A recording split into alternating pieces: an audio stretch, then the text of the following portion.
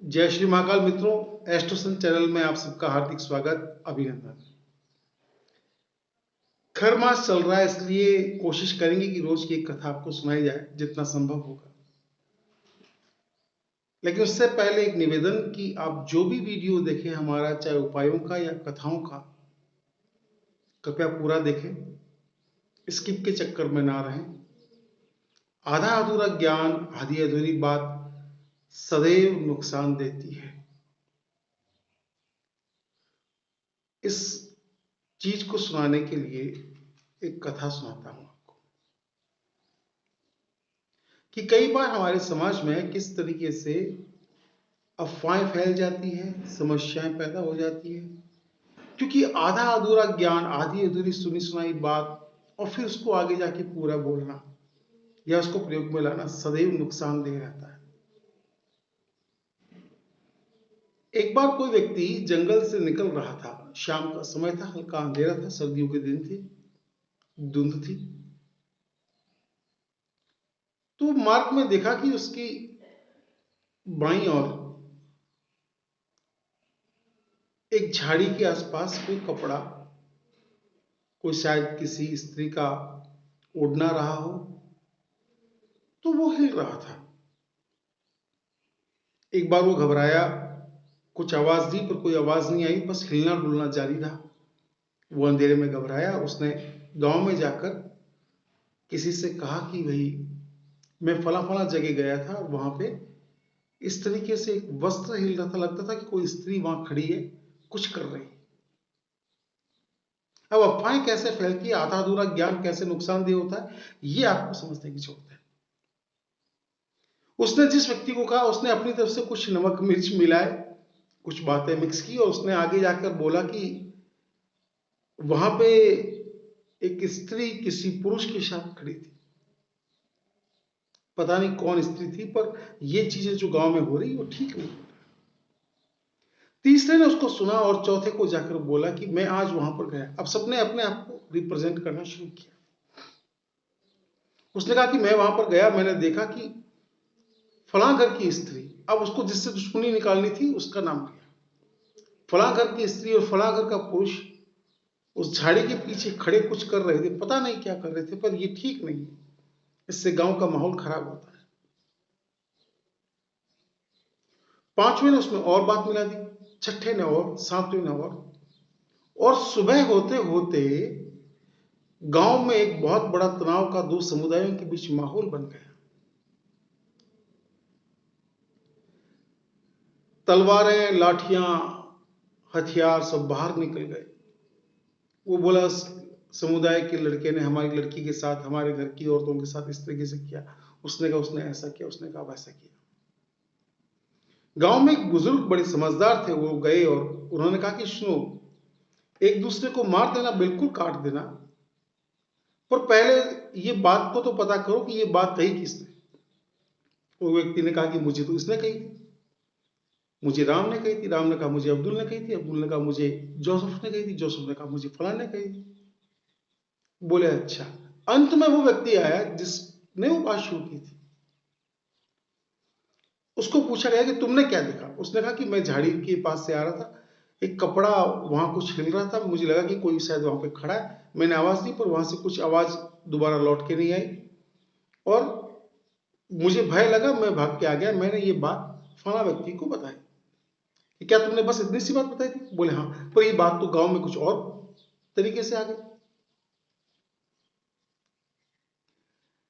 निर्णय ये हुआ, उस बुजुर्ग व्यक्ति ने कहा, उस समझदार आदमी ने कहा कि देखो, ऐसा करते हैं, उस स्थान पर चलते हैं जहां पर ये व्यक्ति देख के डरा था, जो भी नाम हो, राम, श्याम, गोपाल, जो भी, कि इसने जहां से जो चीज देखी थी वहां चलते हैं।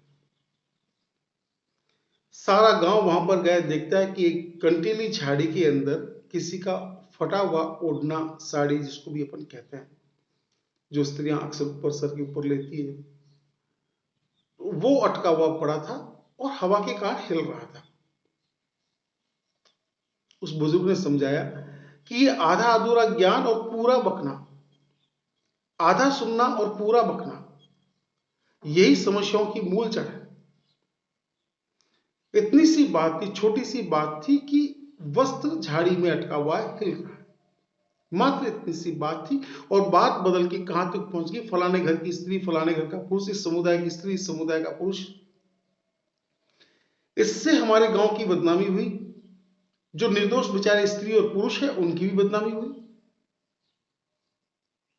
और सबने उस दिन मिलकर कसम खाई कि आज के बाद हम लोग ऐसी कोई बात बिना परीक्षण किए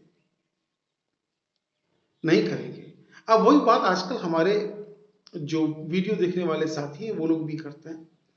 आधा अधूरा देखेंगे, पूरा उपाय सुनेंगे नहीं, स्किप करते रहेंगे। स्किप करने की आदत है हमारे, स्किप करते रहेंगे। आधा अधूरा सुना, पूरा नहीं सुना, फिर उसको अप्लाई किया या किसी और को बताया। अब उस बताने और सुनने और करने में कुछ त्रुटियां रह गई, क्योंकि सुना तो पूरा नहीं था। वो त्रुटियां जब फल नहीं देती है तो कहते हैं कि महाराज जी, पंडित जी, आपने जो बताया था वो उपाय तो सरासर गलत है, उससे तो मुझे तो कोई फायदा नहीं हुआ। मैं अक्सर पूछता हूं कि क्या तुमने पूरा सुना था? हाँ जी, मैंने पूरा सुना था। मैं पूछता हूं अच्छा क्या सुना था? बोले वो सुना था, फिर बाद में मैंने स्किप कर लिया था, बस वो बात समझ में आ गई। अरे स्किप करने से समझ में नहीं आती है कोई बात। पूरा सुने, ध्यान से मनन करें, उसके बाद किसी को शेयर करें, उसके बाद उसको प्रयोग में लाएं। एक छोटी सी उपाय आपको आज बताता हूं। मंगलवार का दिन उपाय यह है कि यदि आप बहुत भयंकर कष्ट में फंसे हुए हैं, आपको लगता है कि इसका कोई चारा नहीं, मेरे जीवन में कोई सुख नहीं है, निराशा बहुत ज्यादा है, मैं परेशान हूं, मैं क्या करूं? श्री राम जी ने भी राम कथा में कहा है और पुराणों में स्पष्ट लिखा है कि कलयुग में जागृत देव हनुमान है, जो तुरंत फलदायी है। माता का स्वरूप हनुमान जी और भैरव देव, ये तीनों जागृत रूप में रहते हैं। आपको करना सिर्फ इतना सा है कि किसी भी हनुमान मंदिर में आप जाएं,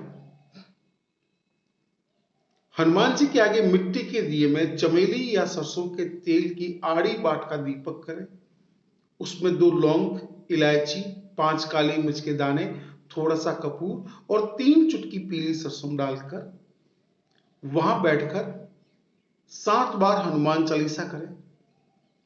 नहीं कर पाए तो एक चौपाई है हनुमान चालीसा की, जो सारे कष्टों का निवारण करती है, आपको मार्ग दे देगी। अचूक उपाय है, ध्यान से सुनना। उपाय यह है कि आपको वहां बैठकर सिर्फ एक चौपाई को 108 बार बोलना है। क्या चौपाई है? सब सुख लहे तुम्हारी शरणा, तुम रक्षक काहू को डरना। हे हनुमान जी, सारे सुख, अष्ट सिद्धि नौ निधि के दाता, आपके पास अष्ट सिद्धियां हैं, 9 निधि है, आप सब कुछ दे सकते हैं। और सब सुख लहे तुम्हारी शरण, सारे सुख आपकी ही शरण में है, आप दाता हैं, आप उसको दे सकते हैं। और तुम रक्षक काहू को डरना, जब आप खड़े हैं तो मैं क्यों डरूं? ये विपत्ति भी निकल जाएगी, मुझे आप पर पूर्ण विश्वास है। ऐसा मन में धारणा करके बालाजी के प्रति पूर्ण श्रद्धा के साथ वहां बैठकर 108 बार ये जपें और पूरा दिन, जब तक आपकी समस्या निदान ना हो, आप पूरा दिन इसको मन में दोहराते रहे। अशौच कार्य के वक्त नहीं, जब आप स्वस्थ हो, साफ हो, मुंह झूठा ना हो या शौच कार्य में ना जा रहे, अशौच कार्य में ना हो, तब आप इसको मन में जपते रहे। सब सुख लहे तुम्हारी शरणा, तुम रक्षक काहू को डरना, सब सुख लहे तुम्हारी शरणा, तुम रक्षक। आप देखेंगे कुछ ही दिनों में, हो सकता है कुछ घंटों में, कुछ मित्रों के साथ तो मैंने प्रयोग करके देखा कि कुछ ही घंटों में, कुछ लोगों को तो 24 घंटे में इसका रिजल्ट मिला है। तो आपको भी ये रिजल्ट मिलेगा। इस तरह की जानकारी के साथ हमारे साथ जुड़े रहें। आधा अधूरा ज्ञान सदैव दुखदायी होता है, तो स्किप ना करें, पूरा वीडियो देखें। इस तरह की जानकारी के लिए हमारे साथ जुड़े रहें। जय श्री मां का धन्यवाद।